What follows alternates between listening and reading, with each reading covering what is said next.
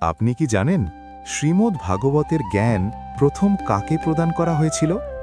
চলুন আজকের শ্লোকটি পাঠ করি। শ্রীমদ্ ভাগবতম প্রথম স্কন্ধ তৃতীয় অধ্যায়। শ্রীকৃষ্ণ হচ্ছেন সমস্ত অবতারের উৎস। শ্লোক 41।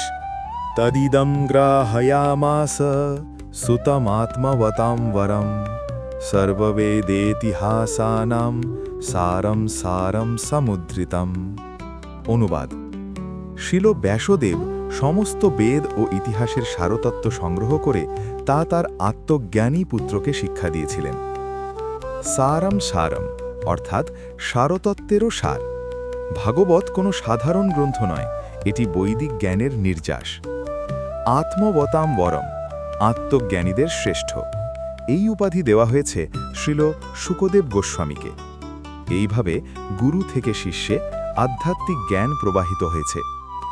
এই শাস্ত্র কেবল তথ্য নয়, এটি আত্মার জাগরণ। হরে কৃষ্ণ। পরবর্তী শ্লোকে আমরা দেখব এই জ্ঞান কিভাবে বিশ্বে বিস্তার লাভ করল।